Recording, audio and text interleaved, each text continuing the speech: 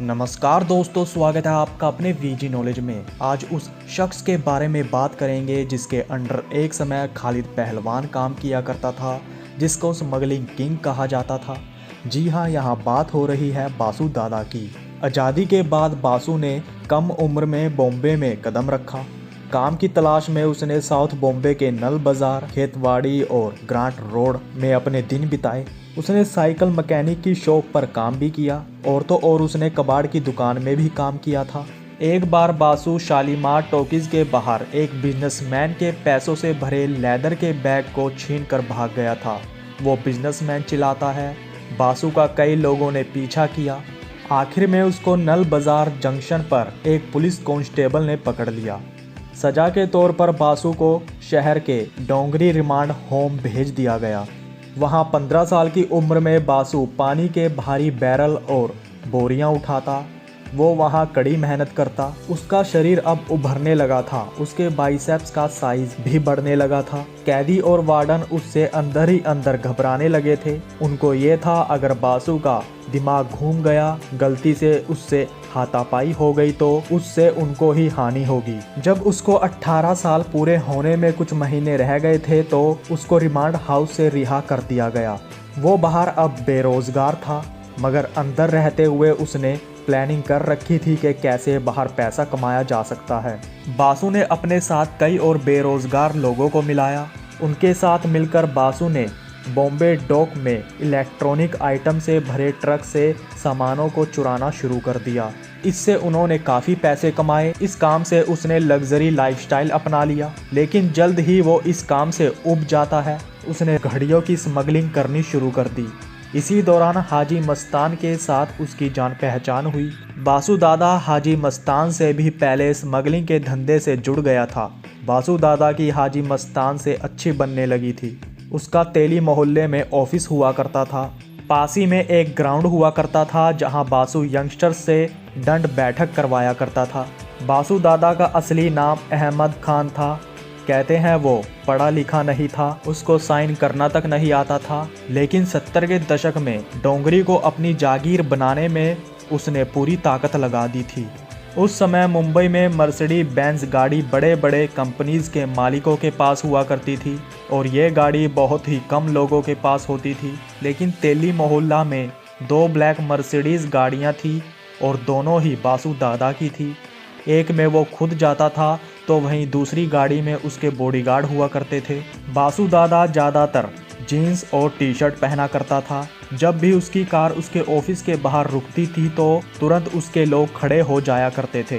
कहते हैं एक बार बासु दादा ने खालिद पहलवान और रहीम पहलवान पर शक जताते हुए उनको 100 पुशअप्स मारने को कह दिया था।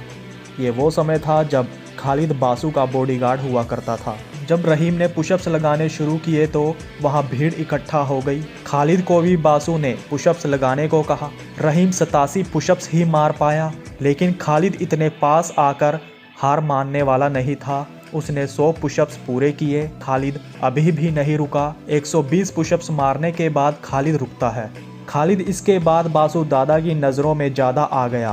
खालिद और रहीम बासु के तेली मोहल्ला में बने हेडक्वार्टर में काम करने लगे। वो एक जिम भी थी। बासु एक बेहद ताकतवर डॉन बन चुका था। पुलिस भी उससे उलझने के बारे में नहीं सोचती थी। स्थानीय पुलिसकर्मी कई मैटर्स को सॉल्व करवाने में बासु की मदद लिया करते थे। बासु ने मालाबार हिल में आलीशान फ्लैट खरीदे। बासु रिटायर्ड पुलिस ऑफिसर से अपना काम लिया करता था। वो बेहद चालाक था। बासु ने इब्राहिम कास्कर, जो के रिटायर्ड हेड कांस्टेबल थे, उनसे वो स्मगलिंग के सामान को कस्टम वालों से बचाने में मदद लेता था। एक दिन बासु ने इब्राहिम कास्कर को कहा, अगर आप पुलिस में नहीं होते तो आप मेरे साथ होते। तो वहीं इब्राहिम ने जवाब दिया कि भगवान ना करे वो दिन कभी आए। ये सुनकर बासु अंदर से खुश नहीं था। वो इब्राहिम कास्कर का घमंड तोड़ना चाहता था। किसी में हिम्मत नहीं थी जो बासु को ऐसा बोलता। नाराज बासु ने इब्राहिम कास्कर के अहंकार को कुचलने का फैसला किया। इब्राहिम कास्कर का एक बचपन का दोस्त था जिसका नाम था अब्दुल रहीम। वो मस्तान और बासु से स्मगलिंग के सामान को खरीद कर मार्केट में बेचा करता था। रहीम सामानों की तस्करी में काफ़ी मशहूर था। कई बार इब्राहिम कास्कर ने उसको मुसीबतों से बाहर निकाला था। दोनों एक दूसरे को सगे भाई से भी बढ़कर मानते थे। एक दिन बासु ने रहीम को बुलाया और कहा कि वो उसको 500 रुपए पर फिक्स्ड सैलरी पर मैनेजर की नौकरी पर रखेगा। रहीम के लिए ये बहुत खुशी की बात थी। रहीम बासु को बोलता है कि बासु भाई, अगर दोस्त बनाकर रखोगे तो अपनी जान भी देने के लिए तैयार हूँ, लेकिन गुलामी नहीं करूँगा। बासु और रहीम दोनों साथ काम करने लगते हैं। बासु ने रहीम को इसलिए हायर किया था ताकि वो इसके ज़रिए इब्राहिम कास्कर को अपने धंधे में जोड़ सके, लेकिन धीरे धीरे कर रहीम का बासु के साथ जुड़ने से बासु का धंधा प्रॉफिट में जा रहा था। बासु ने इब्राहिम को अब बिल्कुल भुला दिया था। बासु का गोल्ड, सिल्वर, घड़ियां और ड्रग्स का धंधा धड़ल्ले से चल रहा था। बासु की उम्र हो रही थी, वहीं दाऊद का भी नाम डोंगरी में होने लगा था। दाऊद के दिमाग ने उसको डोंगरी में फेमस कर दिया था।